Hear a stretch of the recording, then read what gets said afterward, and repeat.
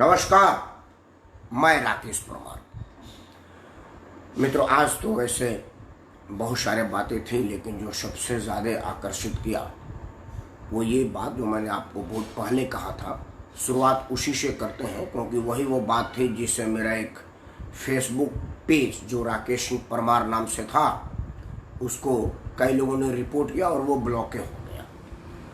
मैंने राजस्थान के राजनीतिक संग्राम में कहा था कि क्या ये कांग्रेस अपने इतिहास को दोहरा रही है, जिस वक्त जैसे कि नरसिम्हा राव साहब के ज़माने में आदरणीय सोनिया गांधी जी ने अपने लोगों को बहका करके कांग्रेस छोड़ने पर मजबूर किया और कांग्रेस तिवारी बनवाया।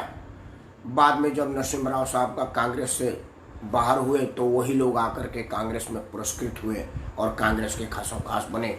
तो क्या अभी श्री राजीव गांधी जी के पुत्र श्री राहुल गांधी जी वही कर रहे हैं जो उनके माता जी ने किया था?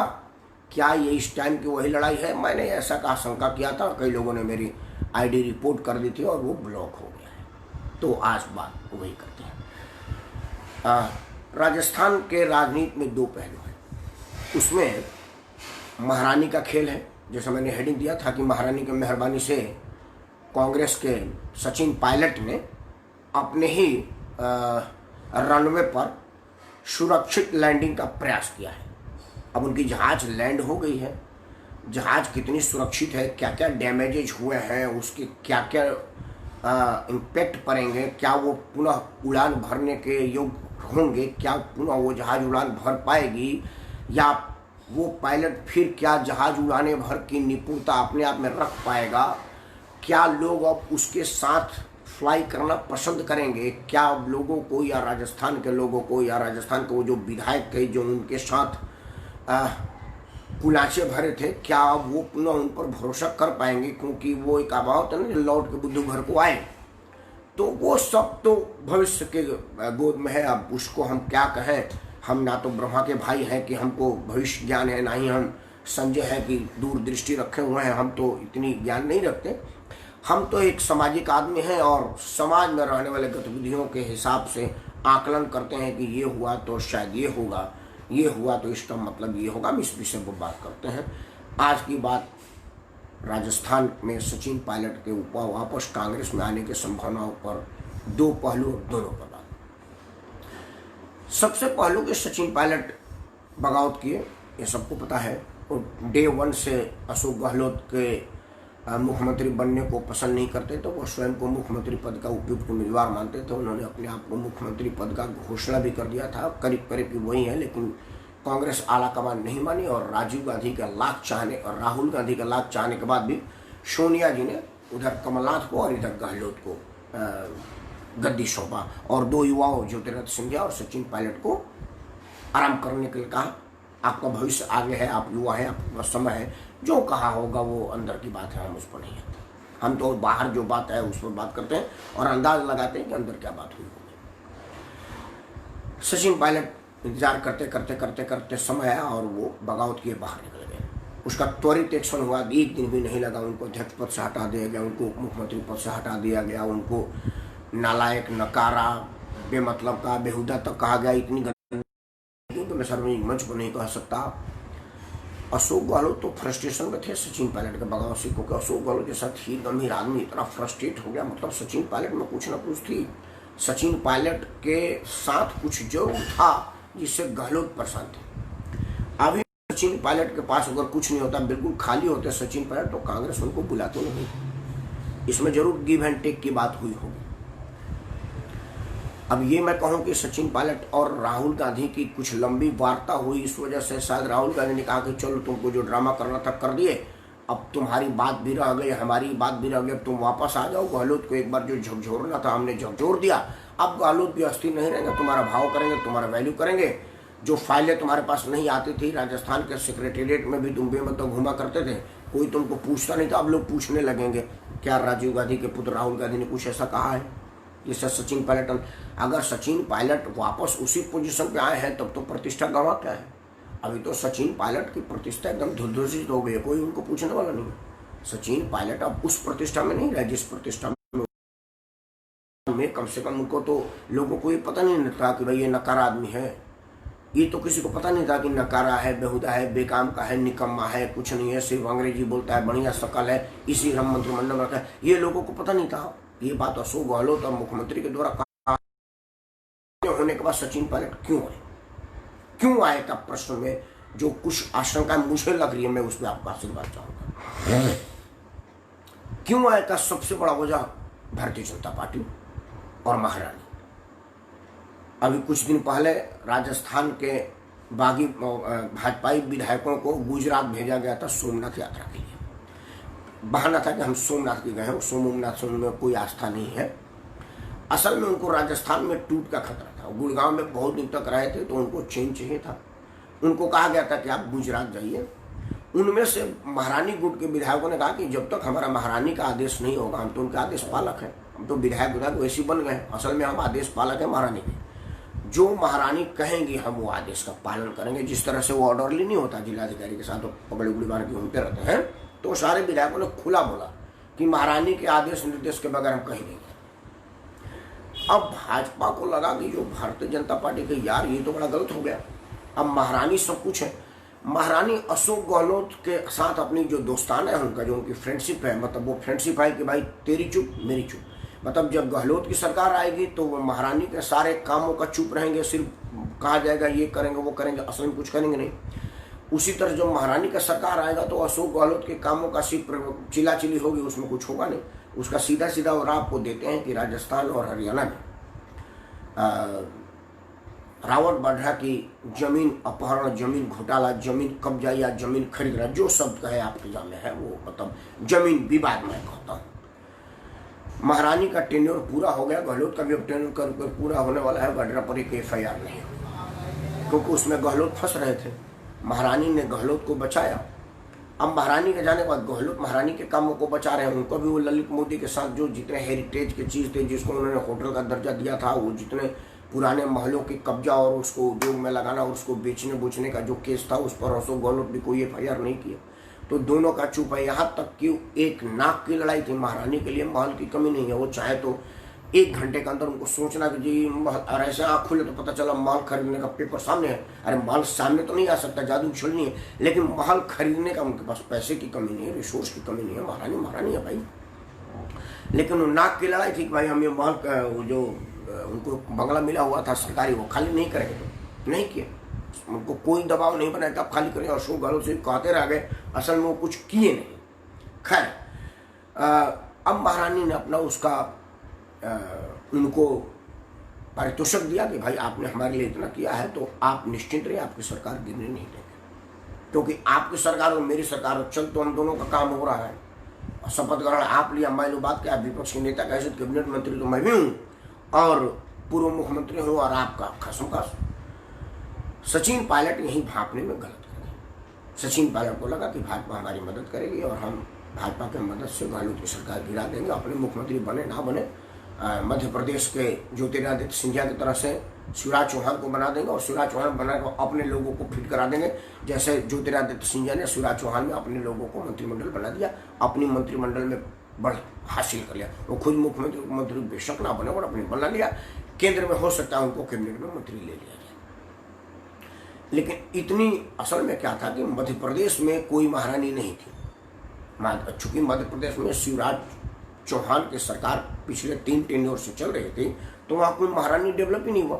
अब कमलनाथ जी नए मुख्यमंत्री बने थे, तो कमलनाथ जी के पास अभी उतनी फाइलें आई नहीं थी, क्योंकि मध्य प्रदेश शासन के लोग समझते थे कि ये उत्कोच पाए, थोड़े दिन रहेंगे। एक तो उम्र भी इनका साथ नहीं दे रहा है, कांग्रेस भी इनका बहुत ज़्यादा नहीं हो रहा है, कांग्रेस का आलाकमान में ही अभी 2 तरह के है, तो असल में रहेंगे कि नहीं रहेंगे।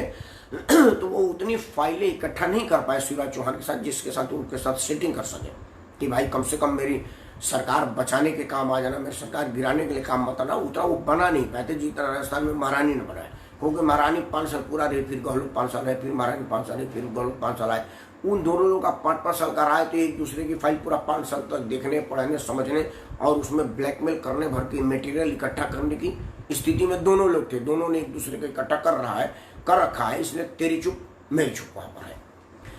अब महारानी ने अपना दिखाया ताव, और वो भाजपा ने, भारतीय जनता पार्टी भी बात समझ गई कि महारानी की मेहरबानी है गहलोत पर, और गहलोत को हिलाया नहीं जा सकता। और जब तक महारानी नहीं चाहेंगी आज की स्थिति में वहाँ सरकार हिल नहीं सकती। सचिन पायलट भी उसको समझे। जब सचिन पायलट समझे तो अपने उनके रिसोर्स से राहुल गांधी को अप्रोच किया होगा, या राहुल गांधी उनको अप्रोच किया होगा कि भाई अभी एक ओपन खुला हो गया, एक बार पुनः मौका है बात करने का। वो उन लोगों की बात है, मैं इसमें क्या कहूँ। और आकर के सचिन पायलट अपने जहाज को वापस कांग्रेस के रनवे पर लैंड करा दिए। अब उसके इंजीनियर्स उसकी जांच पड़ताल करेंगे, कितनी डैमेज है, कितनी क्षति है, क्या ये जहाज पुनः उड़ पाने की स्थिति में है कि नहीं है, कहीं ऐसा तो नहीं ये सचिन पायलट दोबारा ही जहाज को रिपेयर करके उड़ाने भर की स्थिति कर दे। भविष्य के गर्भ में वो भविष्य जाने।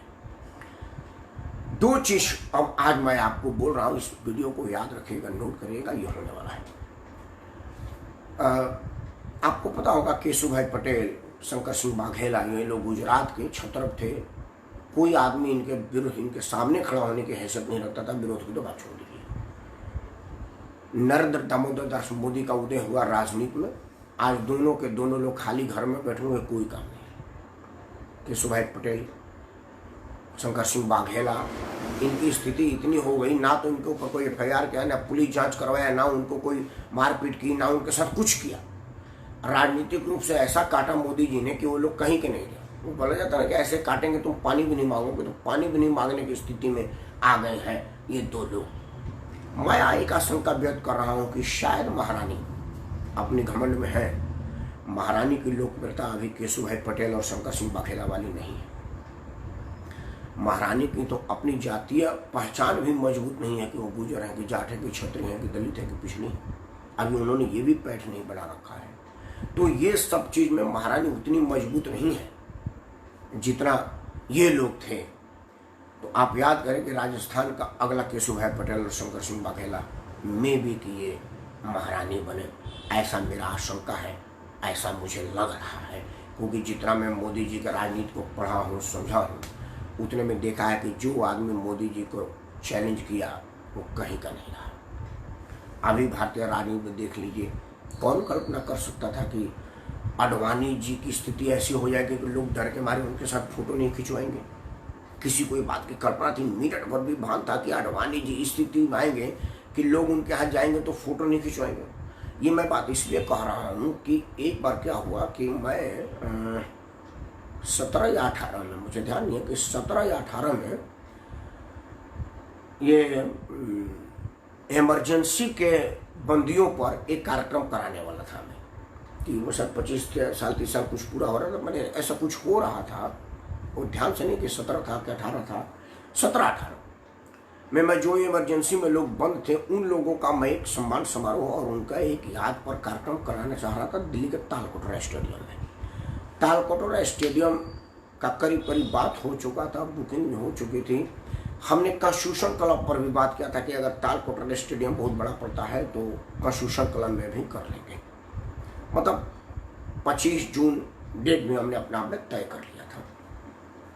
इसी के आमंत्रण देने हम लाल कृष्ण आडवाणी के यहाँ गए थे। लाल कृष्ण आडवाणी जी के यहाँ मैं जब गया, बात बैठ करके बात हो रही थी, एक बहुत बड़े भाजपा के नेता चले गए। उनका अपॉइंटमेंट था, मेरा भी अपॉइंटमेंट था, लेकिन मेरा अपॉइंटमेंट कोई मिनट आधा मिनट के लिए होगा कि आ जाना, बात करना, जाना, और वो भाई बड़े नेता थे। अब उनका स्टाफ आया तो मैं बोला कि मैं बाहर जाऊँ। हाँ नहीं, कोई बात नहीं। हम लोग बाहर बैठे, बोला अपना बड़ी देर तक बात की। हम तो साधारण लोग हैं, बाहर खड़ी रहेंगे भाई, उतने आडवाणी जी के सामने हमारी हैसियत क्या है। और जो गए थे नेताजी उनके सामने मेरी कोई हैसियत नहीं है। खैर निकलने लगे, बाहर जाने लगे, तो हम अपनी बात की। तो उन्होंने हमको बोला कि देखो तुम्हारी बात पर है, अभी देखो स्वास्थ्य तो काम नहीं कर रहा है, थोड़ा सा हम बताएंगे, ठीक है ना, तुम अपना नंबर छोड़ जाओ। तो हमारे साथ एक आदमी कहता है सर अगर आपको याद है तो एक फ़ोटो ले ले। हाँ फोटो लो। तो एक फोटोग्राफी हुई। इत्तेफाक या गलत या कैमरे की गलती हो गई कि वो नेताजी भी उस फोटो में आ गए। नेताजी ने कहा कि फोटो डालोगे? तो सब डालने के लिए आजकल तो सोशल मीडिया पर सेल्फी नहीं डालेंगे तो आजकल तो पता नहीं चलता ना। पहले लोग ऑटोग्राफ दिखाते थे, फोटो। तो ये मत डालना यार। मैं क्यों मत डालना? मैं बोला यार आप कहे होते तो मैं अकेले में ले लेता। तो मैं अब दोबारा फिर अब बिना अपॉइंटमेंट में तो बाहर निकल जाने के बाद उनका एनएसजी वाला अंदर जाने नहीं देगा। तो मुझे वो सीन है कि एक बड़े नेता ने कहा कि भाई मेरा अडवाणी के साथ फोटो है, फेसबुक पर मत डाल देना। ये स्थिति किसी ने कल्पना किया था? किसी ने कल्पना किया था कि जोशी जी जैसे आदमी को कहीं नहीं रखा जाएगा, किसी कमेटी में नहीं रहेंगे, कहीं नहीं रहेंगे। कांग्रेस के टाइम में भी जोशी जी कैबिनेट स्तर के मंत्री थे, अकाउंट कमेटी के चेयरमैन थे। हालांकि वो विपक्ष का ही पद है, लेकिन जोशी जैसे विद्वान आदमी को मिला था। मैं नहीं मानता कि वर्तमान राजनीति में कोई ऐसा आदमी है जो मुरली मनोहर जोशी के जानकारी के पासंग में भी है, थोड़ा सा नहीं, कोई भी। जोशी जी को सुनना ऐसा लगता है जैसे किसी वेद वाणी का सुना, कोई अमृत वर्षा हो रही हो। मुझे याद है प्रभाष जोशी का जयंती मनाया जा रहा था बापू धाम में, तो वो जो बोला जाता है ना, अगले बार वो पुस्तक के रूप में छप के अगले बार आता है। तो वो आए थे मुद्दा पर बोलने के लिए, किसी ने बोल दिया कि सर ये कंप्यूटर पर बोलिए ना, कंप्यूटर पर भी 2 लाइन बोलिए। तो बोला देखो यहाँ का एक परंपरा है कि जो यहाँ बोलेंगे वो पुस्तक छप जाती है, तो मैं तो फिर 2 बातें 2 पुस्तक नहीं एक ही बोलता हूँ। मतलब वो पहले से कोई कंप्यूटर पर तैयारी करके नहीं आए थे, और वो बोले तो पिन ड्रॉप साइलेंट था, पिन ड्रॉप साइलेंट जिसको बोलते हैं ना, पिन ड्रॉप साइलेंट था। जबकि वो श्रोताओं में एक से एक मजे हुए पत्रकार थे, एक से एक बड़े बड़े लोग थे, कहीं से किसी की खांसने की भी आवाज़ नहीं आई, हमारे जैसे नाक खींचने की भी आवाज़ नहीं आई, एकदम pin drop silent. Joshi ji जैसे आदमी जब बोलते हैं ना, तो उनको विषय देने की जरूरत नहीं है, उनको बताने की जरूरत है। विज्ञान के तो विद्यार्थी हैं, या इसी बात की तो वो प्रोफेसर हैं। उनको आप संस्कृत दे दीजिए, इतिहास दे दीजिए, जो चीज़ों ना पढ़े वो दे दीजिए, जोशी जी घंटों बोल सकते हैं। इतनी नॉलेज वाला आदमी मंत्रिमंडल में नहीं। अडवाणी जी जो भाजपा को सींच करके बड़ा करने में थे, वो नहीं है। तो जब जोशी जी, अडवाणी जी, अटल जी तो रहे नहीं, कि ये स्थिति हो गई, तो हमारे यहाँ एक भोजपुरी में कहावत है, भोजपुरी में जान लीजिए और आप हंसिए। भोजपुरी में कहते हैं कि सुपवा की गत चलनी या की गत आ तोहर कौन गत हो लबना तो भीतरे रहो। मतलब जरा हंस लीजिए। हुआ क्या कि जरा किसी कोई आदमी बुरा ना माने, मतलब सास बहू का ये हमारे गांव का हंसी ठिठोली है, ये कोई किसी को अपमानित करने की बात नहीं है, हंसी ठिठोली है। क्या हुआ कि एक लड़की की शादी तय हुई, तो उसको कहा गया कि यार सास बड़ी लड़ाकी है, बहुत लड़ती है, बेटी जरा दुखी रहेगी। बेटी ने बोला कि बस सास की लड़ाई और बाकी सब ठीक है। हाँ बाकी तो सोच नहीं। बोला आप शादी कर दीजिए, सास हमसे नहीं लड़ेंगे। ना यार ना, नहीं लड़ी कौन तो रहना, शादी तय कर दीजिए। शादी हो गया, वहाँ गई तो उन्हें सबसे पहले उसके ननद उन्हें आए, तो बोले कि एगो सूप और एगो चल नहीं, 2 चीज़ हमको दे दीजिए। वो लोग ने कहा नहीं 2 दे दीजिए। अब क्या हुआ कि वो घर में सूप और दौरी, मतलब एक बर्तन होता है बांस का, उसको रखी और लठ से सूप को बड़ी पिटाई की, बहुत बजाई। और वो उसका सासी काम कुछ नहीं, जब मुझे गुस्सा आया तो मैं क्या करूं, तो मैंने इसी को उतार दिया है, आप चिंता ना करिए, जब मुझे गुस्सा आ जाता है तभी मैं करती हूँ, बाकी बहुत नॉर्मल और ठंडा हूँ माता जी, आप बिल्कुल चिंता ना करें। तो सास बाहर निकली, बाप रे बाप, तो बहुत से भी बड़ा गुस्सा है भाई, सूप ये हाल करके तोड़ ताड़ दिया, अगर एक आध लठ मेरे पर मारेगी तो क्या होगा। तो वही भोजपुरी में लोग बनी कि सुपवा के गत चलनिया के गत, हमर कौन गत हुई है लगना तो भीतरे रहो। मतलब अगर सूप चलनी को इस हाल में मार के तोड़ी है तो हमारा क्या हाल करेगी, इससे बढ़िया कि तू ठंडा ही रहो। तो राजमाता के लिए मैं ये ईश्वर से प्रार्थना करता हूँ कि उनकी राजनीति अक्षुण रहे, उरूज पर है राजनीति, अपनी राजस्थान को ऊंचाई पर ले जाए। लेकिन कादर खान के डाल आ गए कि भगवान तेरा भला करे, लेकिन करेगा नहीं। मुझे भी ऐसा लग रहा है कि महारानी आपका भला हो, लेकिन मुझे नहीं लगता कि होगा, क्योंकि आपने पायलट के जहाज को हवा में कटी पतंग के देश रखा है। बेचारा 2-3 महीने से रनवे की तलाश में था, आपने अपना रनवे उनको सुरक्षित लैंडिंग के लिए दिया नहीं, अंत उनको अपने ही रनवे पर लैंड कराना पड़ा। ये एक अपमान, उनकी तो राजनीतिक अनुभवहीनता का पहचान है और आपके हठधर्मिता का है। दोनों लोगों को राजस्थान की राजनीति में दूर तक याद रखा जाएगा। अब एक तीसरी बात, तीसरी बात क्या हुआ कि इस राजनीति से राजस्थान के परिदृश्य में 2-3 लोग एकदम अब राजनीतिक रूप से नंगा हो गए, कहूँगा तो अश्लील शब्द है, एक्सपोज हो गया। अंग्रेजी में थोड़ा सा बढ़िया, अंग्रेजी कहे कई जगह आपको बचा लेता है, अगर हम हिंदी में कहें कि जी नंगा हो गए तो थोड़ा सुनने में अश्लील लगेगा, इसलिए हम अंग्रेजी का सहारा लेते हैं। कुछ लोग एक्सपोज हो गए राजस्थान के राजनीति में, बाहर में बड़ा बड़ा नाम है जी, वो फलाना जी उत्तर प्रदेश जैसे बड़े राज्य के प्रभारी हैं, फलाना जी कैबिनेट में मंत्री हैं, फलाना जी अपने आप में बड़ा सेलिब्रिटी हैं, फलाना जी खुद में बड़े दम भरने वाले आदमी हैं, एक फलाना जी उत्तर प्रदेश को नचाए हुए हैं, सुपर मुख्यमंत्री कहलाते हैं। मतलब ऐसे ऐसे लोग राजस्थान के राजनीति में हैं। एक आदमी भी इतनी बढ़िया इतनी शानदार बॉल मिलने पर भी बाउंड्री के बाहर नहीं किया, तो आप कट और सनसनाती गेंदों को कैसे खेलेंगे, कैसे झेलेंगे, ये बात समझ में आ रही है।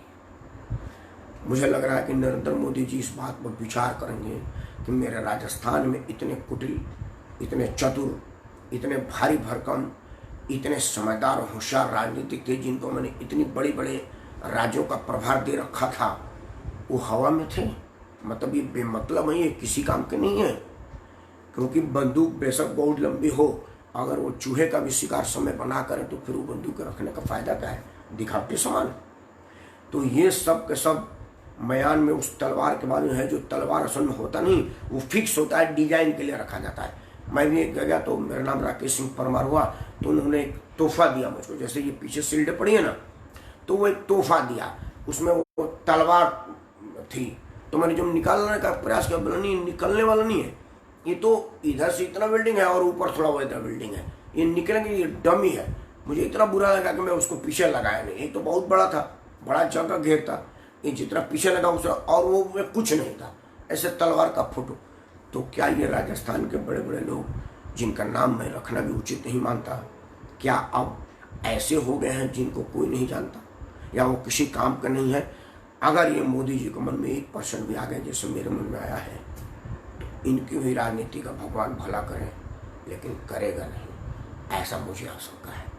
खैर, ईश्वर की कृपा अनुकंपा से राजस्थान में नई कोमलें खिलेंगी, नई कमल खिलेगा और नए नए लोगों का राजनीतिक में उदय होगा, ऐसा मुझे लगता है, ऐसा मेरा भरोसा है। और मैं उम्मीद करूंगा कि कुछ ऐसे लोग जो बेशक राजस्थान के किसी और पार्टी में हों, किसी और पार्टी के प्रदेश अध्यक्ष हों और कोई बड़े रुतबे को हों, लेकिन ऐसे लोगों को भाजपा भी चिन्हित कर करके अपने पाले में लाए, या वो स्वयं लोग भी भाजपा की सेवा करने के लिए पहल करें, तभी जा कर के राजस्थान सफल होगा। और राजस्थान की जहाँ का मिट्टी है, चंदन माना जाता है, हम जैसे क्षत्रियों के लिए तो वहाँ की मिट्टी चंदन है, उस मेवाड़ की मिट्टी, वहाँ की मिट्टी तो हमारे लिए चंदन है, हम तो उसके सामने सिर झुकाते हैं। उस राजस्थान का भला हो।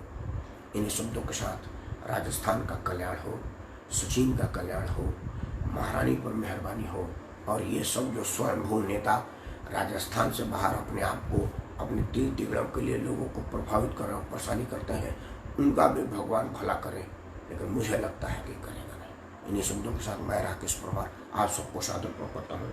जय हिंद, वंदे मातरम और जय श्री राम।